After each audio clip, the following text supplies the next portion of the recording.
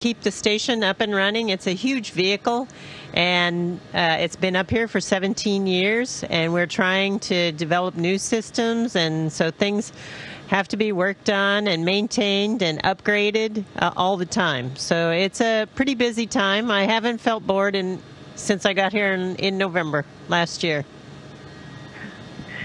That is remarkable. Now, I saw an earlier interview in which you talked about one objective of this mission is to explore how extended time and space affects the body and mind. What have you learned not only about that, but about yourself in being in space for this long? Well, I think if you have the right attitude, you can stay in space for a long period of time, and it's actually very satisfying and enjoying. I think that from a research perspective, we're learning lots of things, although the data analysis won't obviously be complete until I return, and in many cases, more subjects have to return, and we gather all the data together to make a big picture that fits not just an individual, but a profile of people, so that we understand how the human body is specifically affected here in microgravity. That's so fascinating to me, and I'm sure all of our viewers. So I do actually want to go back to the beginning a little bit. I've read that you've been interested in being an astronaut as early as the 4th grade. Were there any teachers or scientists who particularly inspired you as a child? Well, actually, when I was 9, I saw the first astronauts walk on the moon, so I thought, wow, cool job. But I think when you're 9, you want to be lots of things.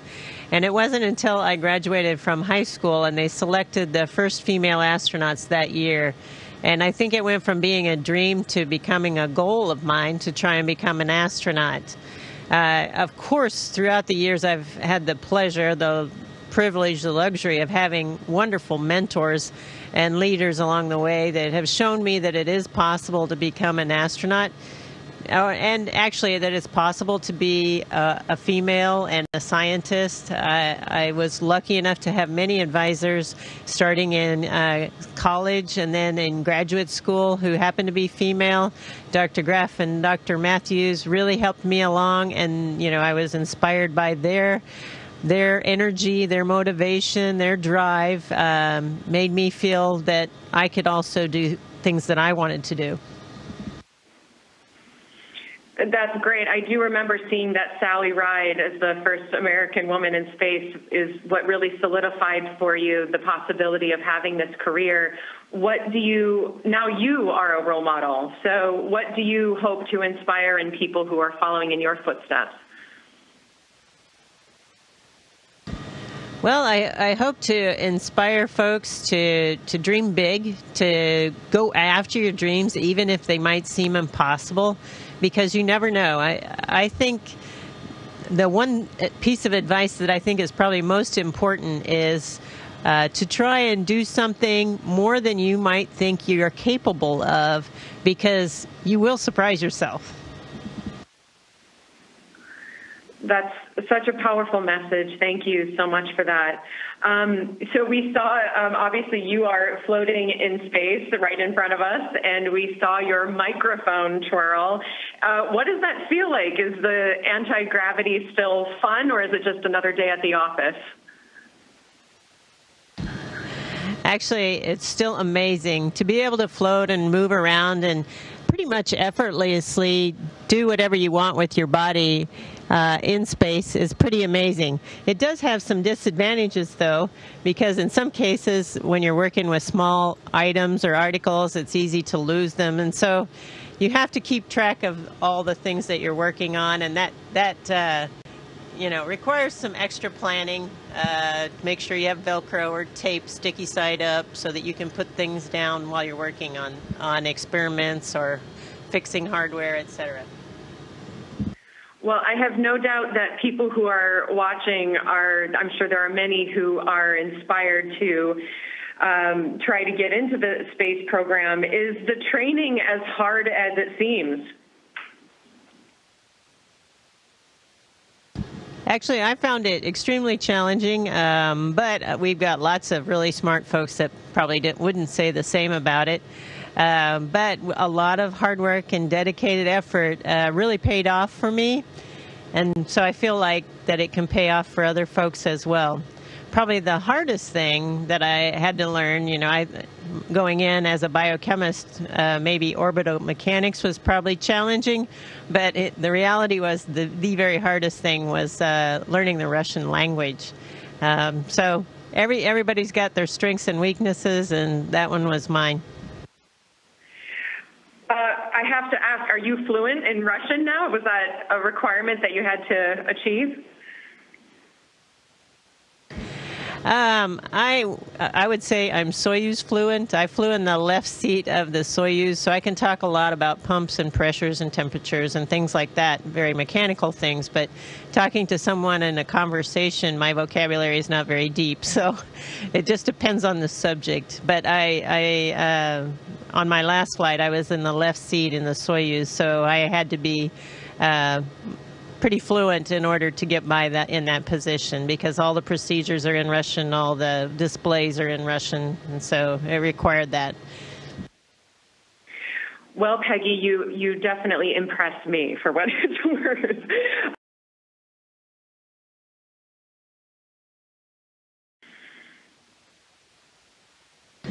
Well, we get up in the morning, we get up on GMT time because we have control centers all around the world. So we're on Greenwich Mean Time, and so we get up at 6 a.m. Greenwich Mean Time. And we talk to control centers all around the world. So we have Houston and Huntsville in the United States. We've got Munich in Germany, and then we've got Tsukuba in Japan, and of course Moscow in Russia as well. And so all those countries have control centers, and we do in scientific investigations for all different, all the different countries that are participating as a part of this huge international project. So any one day could be made up of any of those types of experiments. It could be robotics operations for capturing a vehicle. It could be practicing just maintaining skills that we hope we never have to use, like, some of the medical training or some of our emergency training. We want to make sure that we stay, ready to react in case of those emergencies. But occasionally we get to do spacewalks, and as I said, my favorite love right now is all the fabulous research that we're doing. Is there a kind of research that you get particularly excited about when you know you're about to embark on a mission? Well, interestingly, a lot of times the investigations we don't have a lot of details on before we launch. We are trained generically to do lots of different things. And then when the investigations get manifest and put on board, that's when we know the finalized plans. And so it's only a few months before the mission that we might have a more definitive plan of what those investigations are. I would say some of my favorite ones on this mission have involved cell cultures. We're growing bone tissue culture cells, stem cells, and the most recent one we were growing is lung cancer cells, which we were adding a drug that it was conjugated to an antibody that recognized that specific lung cancer cells to see if that would be more effective in treating and trying to reduce as a targeted chemotherapy type of system for the future. Is there something unique about doing that kind of research? I mean, obviously there's something unique about doing that kind of research in space. Can you, and it's a large topic, I'm sure, can you speak to that a little bit about how doing cancer research in space impacts some of the ultimate results? Well, it's not just the cancer research. A lot of the physical properties, we're looking at combustion in space, we're looking at protein crystallizations and other types of crystallizations, and those things happen differently in a zero-gravity environment. And they can teach us lessons about how things work on the ground. We can either modify procedures to improve them on the ground, or we can use things directly from space, like protein crystals. We can analyze them on the ground because they're better, they're more perfect in their structural form and can be easier to determine their molecular structure on the ground. So there's lots of ways we use the lack of gravity as our tool. That's what this laboratory up here at 17,500 miles an hour is giving us, is research without gravity. And it's a whole new variable that changes how a lot of things work. And it makes us better understand how things work on the ground. And so it's a fantastic opportunity for scientists out there. Science, as you know, science and technology moves at an ever-increasing rate. What would you say are the biggest differences from your first mission to today, both in the technology but also the types of research that you do? Well, definitely, I think the complexity of the research we're doing now is much higher level. And in part, that had to do with when I first flew in space, we were still pretty much assembling the space station.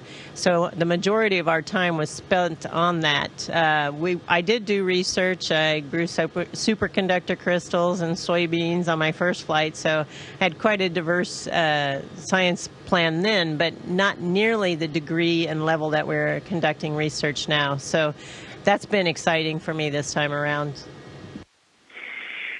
I think it's so interesting that you all have to plan so much for almost anything to happen. So there must be a part of you that has to keep this very relaxed, open mind. Do you have any routines that are good luck routines before you go on a mission that help to ground you? You know, I don't really have any good luck routines. It's really interesting. My first flight, I launched and landed on a shuttle, and then my second flight on the Soyuz. And so it's interesting to see the different traditions that develop in the different countries and what's important to people. For me, you know, I just am focused on the mission and thinking about the flight and always worried about trying not to screw up. So that's the big thing. That's always on my mind prior to flight. Once you get here, I think you relax a little bit more, and everything is, you know, day to day, becomes a little more routine. That actually brings me to a question that we were discussing this morning. There are so many movies now about space travel and fictionalized ways that space travel is. Do you ever watch those movies, and do they get into your head, those kinds of movies, and have you ever had sort of a movie moment while on a mission? Actually, we have movie night pretty much every Friday night. We were watching movies as a crew here on board now, and many times they are space movies because it's a common theme for all of us. And so, but in terms of a movie moment, no, I don't know that I have any movie moments, but it is an amazing experience up here. And I wish that movies could convey how special it is. So we have a question from one of our viewers. Obviously, a lot of people get very interested in sort of the day-to-day of what it's like to be in the International Space Station. Paul wanted to know, what do you do if you get something like a toothache or a cold? What do you do in that situation when you're in outer space? Well, we're trained as crew medical officers, and we always have the ground to help us out. So, you know, for minor things, even pretty minor things, we would probably still reference the ground team to help us guide us through which procedures they wanted us to conduct. But we do receive some training on the ground prior to being in space. It's like EMT-like training, getting exposure to different things that might be relevant to things we might have happen here on orbit. In terms of illness, because we live in a pretty isolated environment up here, we don't really get sick for the most part. And we actually quarantine our crews before launch for 1 to 2 weeks in order to try and prevent bringing up colds or cold germs or other things like the flu or other illnesses. So, and it seems to work pretty well. None of us have been sick. Well, I'm so glad.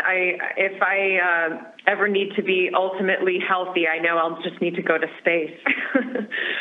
So let's talk about Guinness World Records a little bit. So you have 3 titles: most spacewalks by a woman, most accumulated time on spacewalks by a female, and oldest astronaut female. What did it feel like to get these record titles, and do they stay top of mind for you, or is it something that doesn't? You're probably more focused on the mission, but I would love to hear your thoughts on your position in Guinness World Records. Well, I think, I feel like the reason that I'm here is to do my job, and I'm going to do it to the best of my abilities. And the records, I think, are important for NASA to demonstrate what we're doing, how we're expanding, and what we're improving on. And that continual improvement, the continual expansion of our records is an important one for all of us at NASA, not just me. Is there anything that you haven't achieved yet, and not specific to Guinness World Records, but just in the spirit of talking about achievement and expansion and discovery? Is there something you have in mind that you would love to discover as you continue space travel? Well, I would love to set foot on another planet, lunar or Mars or somewhere, but I'm afraid that I might be getting a tad bit old for that, so unfortunately. So anyway, I'm hoping that the future will provide folks like your daughter an opportunity to live maybe and work on Mars and explore space even beyond. I can't think of a better way to end this incredible opportunity. Peggy, it has been so lovely to speak with you. Thank you very, very much for spending time with us today. Good luck up there, and have a safe trip home when you return. All right. Thank you very much, and it was great talking to you. Station, this is Houston ACR. That concludes the event.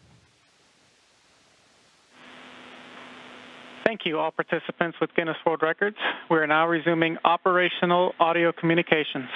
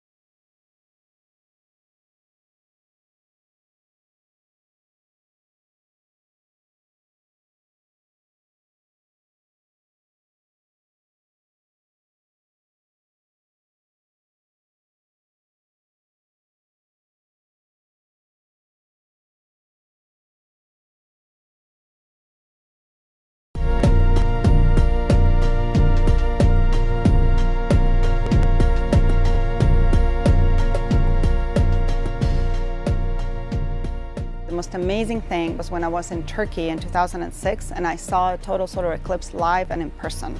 I am just getting chills, literally and figuratively, about the excitement of this amazing spectacle. As an astronomer, I felt lucky enough to be witnessing the fact that we are part of a moving solar system in which you have the Earth, Sun, and Moon interacting together. As a person, I felt very moved when I saw totality in the middle of the day. Totality is when the moon covers completely the sun, and so all the light that we normally see during the day from the photosphere of the sun completely disappears, and the only thing that you are left seeing is a dark sun, completely blackened, and then on the outside of the sun, the corona is visible. So we're going to show you what happens to create totality, to create this darkness in the middle of the day on the Earth's surface as a result of a total solar eclipse. So basically I have a fictitious sun behind me, which is a light source, pretending that it's the sun, and we have the Earth and we have the moon. So the moon actually travels in front of the Earth, covering the sun, and that's what causes the total solar eclipse. Did you see that shadow, Lily? I did. There it is. It's so basically that shadow creates what is called a path of totality, which will be a strip of darkness. This is not exactly to scale, but it is helpful to see. It's very simple. The shadow of the moon is cast upon the surface of the Earth. The moon is indeed much smaller than the sun. 400 of these little moons will actually cover the diameter of the sun. But 400 times closer to us, and that is what creates the total solar eclipse, which is an amazing cosmic coincidence. So to illustrate what I'm talking about, I'm going to use my thumb, which is much smaller than your head, to try and cover it. So if I try to cover it here, I close one eye, you're still very visible. But if I bring my thumb very close to my eye, eventually your entire face is actually covered. And that is what's happening. And you can try this at home. Do that with different objects and different distances using your thumb and closing one eye, and you'll be able to understand why the moon, which is 400 times smaller than the sun, but is 400 times closer to us, can actually cause the sun to be completely obscured in a total solar eclipse. If the moon goes around the Earth once a month, how come we don't have an eclipse every month? The orbit of the moon around the Earth is actually slanted, so most of the time the moon will actually travel above the plane of the Earth and the Sun line or below the plane of the Earth-Sun line and not cause an eclipse.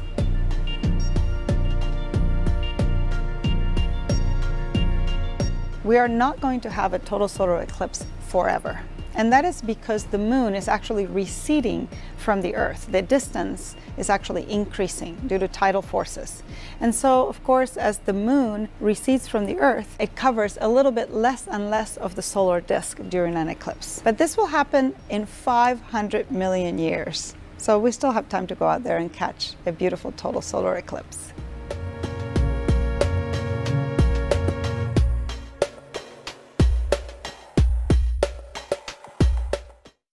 Hey, you're watching NASA TV, on the air and online every day, on this planet and beyond.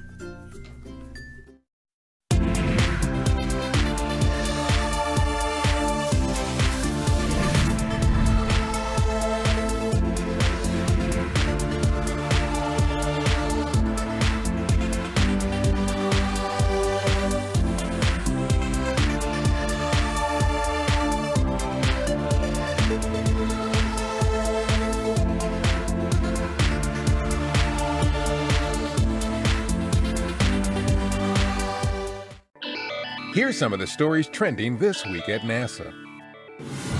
Acting Administrator Robert Lightfoot was in Kazakhstan on July 28th to observe the launch to the International Space Station of our astronaut Randy Bresnik with his crewmates Sergei Ryazanskiy of Roscosmos and Paolo Nespoli of the European Space Agency. The trio is scheduled to spend more than 4 months on the station working on hundreds of science and technology experiments. We released new video of astronaut Jack Fisher that was captured during a spacewalk outside the space station in May 2017. The footage, which is available in ultra-high definition, includes the view from a small camera attached to Fisher's spacesuit to give you an idea of what astronauts see when you're looking at them through the lens of a camera operated from inside the station. We participated in the Experimental Aircraft Association's 2017 Air Venture event during the week of July 24th in Oshkosh, Wisconsin. Those in attendance had an opportunity to learn about technologies from across the agency, including our progress developing experimental or X-planes and other aircraft, work aboard the International Space Station, Earth science, the solar system, and our plan for sending astronauts to deep space destinations, including Mars. During the total solar eclipse on August 21, 2017, a team of NASA-funded scientists aboard two retrofitted WB-57F jets will use telescopes mounted on the planes to capture the clearest images of the Sun's outer atmosphere, or corona, to date. They will also capture the first ever thermal images of Mercury to study how temperatures vary across that planet's surface. The eclipse is a rare opportunity to learn more about the Sun and its effects on Earth's upper atmosphere. On July 25th, engineers at our Stennis Space Center in Mississippi conducted a successful test of the third RS-25 engine flight controller. The flight controller helps the engine communicate with our Space Launch System, the world's most powerful rocket. 4 RS-25s will help power the SLS on its inaugural flight with the Orion spacecraft known as Exploration Mission 1. And that's what's up this week at NASA. For more on these and other stories, follow us on the web at www.nasa.gov.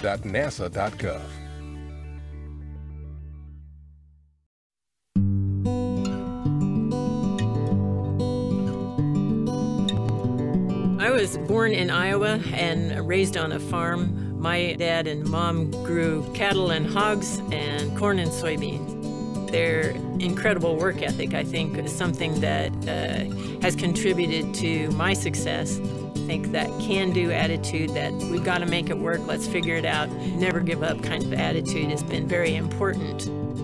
When I was 9 years old, I watched the first guys walk on the moon and made an impact on me. I was very impressed. My father had a dream to learn how to fly. I learned how to fly when I was 10, and so I got to go on my first airplane ride when I was 10. I think all these things together, contributed to this fact that I could be what I wanted to be, and I obviously had the support of my parents believing in me, even though